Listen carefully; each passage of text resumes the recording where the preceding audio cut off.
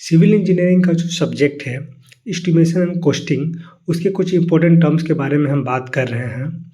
इससे पहले वाले लेक्चर में हमने बात किया था क्या होता है site plan, layout plan, index plan. इन टॉपिक्स को हमने अच्छे से समझा था। अगर वो वीडियो आप देखना चाहते हैं तो नीचे डिस्क्रिप्शन में लिंक है, आप वहाँ से देख सकते हैं। आज के इस वीडियो में हम बात करेंगे क्या होता है प्लिंथ एरिया, क्या होता है carpet area, floor area, setback area, circulation area. इन टॉपिक्स के बारे में आज इस वीडियो में हम बात करेंगे। तो चलिए एक एक करके समझते हैं इन टर्म्स को। तो सबसे पहले बात करते हैं प्लिंथ एरिया के बारे में। तो जैसा कि आप यहाँ पे देख सकते हैं, मान लीजिए ये हमारा प्लिंथ बीम है। घर के कंस्ट्रक्शन में आपने देखा होगा प्लिंथ बीम, जो कि हम प्लिंथ लेवल पे जो हम बीम प्रोवाइड करते हैं उसे हम प्लिंथ बीम बोलते हैं। उस बीम को आपने देखा होगा। तो मान लीजिए ये वो बीम है, इसका यहाँ से लेकर यहाँ तक का जो एरिया होगा उसे हम प्लिंथ एरिया बोलते हैं। इसमें जो वाल का एरिया होगा वो इंक्लूड होगा, क्योंकि प्लिंथ बीम के ऊपर में ही तो हम वाल देंगे। वाल का जो एरिया होगा वो प्लिंथ एरिया में इंक्लूड होगा। डक्ट का एरिया, जो भी हम वेंटिलेशन के लिए जो आप डक्ट रखते हैं वो एरिया इसमें इंक्लूड होगा। इंटरनल शाफ्ट जो हम देते हैं बाथरूम के वेंटिलेशन के लिए वो एरिया इसमें इंक्लूड होगा। जो भी आप स्टेयर केस, घर के अंदर का जो स्टेयर केस होता है उसका एरिया प्लिंथ एरिया में आएगा। अब हम बात करते हैं क्या क्या इंक्लूड नहीं होता है प्लिंथ एरिया में। तो कैंटिलीवर पोर्च का एरिया, जो भी छज्जा टाइप से निकला रहता है, आपने देखा होगा इस तरह से जो पोर्च निकला हुआ रहता है जिसमें कोई भी सपोर्ट नहीं होता है, कोई भी कॉलम का सपोर्ट नहीं होता है, वो एरिया इसमें इंक्लूड नहीं होगा। एक्सटर्नल स्टेयर केस, जो भी आप बाहर में स्टेयर केस बनाते हैं उसका एरिया इसमें इंक्लूड नहीं होगा। थिएटर्स, जो भी आपने पुराने थिएटर्स देखे होंगे, वहाँ पे एक नीचे का जो सीटिंग एरिया होता है, बालकोनी का सीटिंग एरिया जो होता है, तो बालकोनी का एरिया इसमें इंक्लूड नहीं होगा। जैसे कि आप थिएटर को बेच रहे हैं तो आप प्लिंथ एरिया के हिसाब से उसे आप बेच रहे हैं, तो बस नीचे का एरिया आप कैलकुलेट करेंगे, ना कि ऊपर का एरिया। ऊपर का एरिया इंक्लूड नहीं होगा प्लिंथ एरिया में। तो जितने भी एरिया में हमारा प्लिंथ बीम होगा तो उतना ही एरिया हमारा प्लिंथ एरिया होता है। आगे बात करते हैं कारपेट एरिया के बारे में। तो जो भी हमारे यूजेबल एरिया है या जहाँ पे हम कारपेट बिछा सकते हैं उसे हम बोलते हैं कारपेट एरिया। जो भी एरिया को हम यूज करते हैं, जैसे कि वॉशरूम में हम कारपेट नहीं बिछा सकते हैं तो वो कारपेट एरिया में इंक्लूड नहीं होगा। जैसे बाथरूम का एरिया हो गया, वहाँ हम कारपेट नहीं बिछा सकते हैं तो उसे हम कारपेट एरिया में नहीं लेंगे।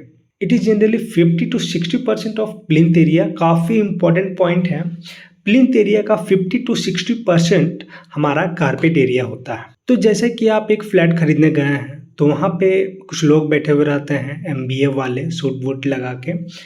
तो वो आपको बोलेंगे कि देखिए सर, हमारा एरिया तो बहुत बड़ा है, आपको इतने सस्ते रेट में आपको इतना बड़ा एरिया, लगभग 2000 स्क्वायर फीट का एरिया आपको मिल जा रहा है। तो वो किस तरह से एरिया को कैलकुलेट करते हैं और आपको बेवकूफ़ बनाते हैं, ये समझते हैं। तो जैसे कि ये हमारा पूरा एरिया है, ये हुआ फ्लैट नंबर 1, फ्लैट नंबर 2, ये हमारा तीसरा फ्लैट हुआ, ये हमारा चौथा फ्लैट हुआ, ये पांचवा और ये छठा। ये बीच का जो एरिया होगा वो पैसेज होगा हमारा, ये हमारा लिफ्ट एरिया हो जाएगा और ये हमारा स्टेयरकेस का एरिया होगा। तो वो क्या करते हैं कि टोटल एरिया को डिवाइड बाय 6 करते हैं। तो डिवाइड बाय 6 करेंगे तो ये लिफ्ट का एरिया, ये पैसेज का एरिया, ये स्टेयरकेस का एरिया उसमें आ जाता है। तो जब भी आप फ्लैट खरीदने के लिए जाए तो आप सीधा ये पूछें कि कारपेट एरिया कितना है। जो भी आप एक्चुअल में यूज कर रहे हैं उस एरिया को हम कारपेट एरिया बोलेंगे। तो आइए देखते हैं कि क्या क्या इसमें इंक्लूड नहीं होता है। तो वाल का एरिया हमारा कारपेट एरिया में इंक्लूड नहीं होगा। वरांडा का एरिया, कॉरिडोर या पैसेज का एरिया, एंट्रेंस हॉल या पोर्च का एरिया हमारा कारपेट एरिया में इंक्लूड नहीं होगा। स्टेयरकेस का एरिया, मशीन रूम, लिफ्ट के लिए जो हम मशीन रूम बनाते हैं उसका एरिया, बाथरूम का एरिया, किचन का एरिया, स्टोर का एरिया, कैंटीन का area, air conditioning duct, plant room, ये सब का एरिया कारपेट एरिया में इंक्लूड नहीं होगा। तो एक्चुअल में जिस जगह को आप यूज करते हैं, जिसे आप इस्तेमाल कर रहे हैं, उसे ही हम बोलते हैं कारपेट एरिया। आगे बात करते हैं फ्लोर एरिया के बारे में। तो आप इस तरह से समझ सकते हैं, जितना एरिया में आप फ्लोरिंग करते हैं उस एरिया का फ्लोर एरिया बोलते हैं। तो जितना भी हमारा प्लिंथ एरिया होगा, अगर उसमें से हम वॉल्स का एरिया को माइनस करेंगे तो हमारा फ्लोर एरिया निकल के आएगा। तो जहाँ पे आप पूरा फ्लोरिंग करेंगे उस जगह को आप फ्लोर एरिया बोलेंगे।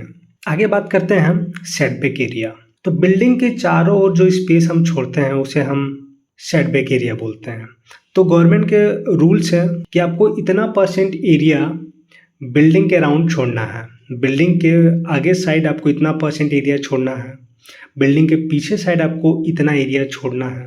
तो जो गवर्नमेंट के रूल्स है उसके हिसाब से हम उतना एरिया छोड़ते हैं। इसमें फ्लोर एरिया रेशियो डिसाइडेड होता है और उसके हिसाब से हम कितना फ्लोर बना सकते हैं, कितना स्टोरी का फ्लोर बना सकते हैं, कितना स्पेस हमें छोड़ना है, वो आपको जो गवर्नमेंट का रूल है उसके हिसाब से बताया जाता है। तो सेटबैक एरिया का अगर हम पर्पस का बात करें, for the purpose of ventilation setback area हम देते हैं। कंजेस्टेड कंस्ट्रक्शन ना हो जाए, फ्यूचर में दिक्कत ना हो, बहुत ज़्यादा कंजेस्टेड एरिया ना बन जाए, इसके वजह से भी हम सेटबैक एरिया प्रोवाइड करते हैं। आगे बात करते हैं सर्कुलेशन एरिया।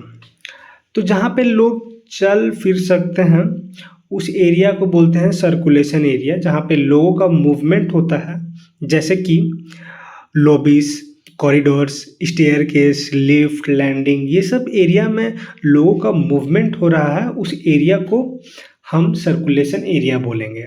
ये अप्रॉक्सीमेटली होता है प्लिंथ एरिया को माइनस करेंगे कारपेट एरिया से, तो जो वैल्यू निकल के आएगा वो अप्रॉक्सीमेटली सर्कुलेशन एरिया होता है। तो दोस्तों ये जो पांचों टॉपिक है काफ़ी इंपॉर्टेंट है। इंटरव्यू पॉइंट ऑफ व्यू से भी, आप जब भी इंटरव्यू के लिए जाते हैं साइट इंजीनियर के लिए, तो भी आपको इस टॉपिक से क्वेश्चन बहुत बार पूछा जाता है।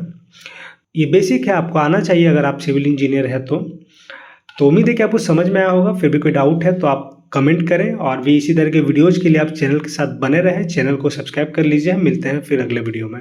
अगर आपको इसका PDF चाहिए तो आप हमारे टेलीग्राम चैनल से डाउनलोड कर सकते हैं, लिंक डिस्क्रिप्शन में है।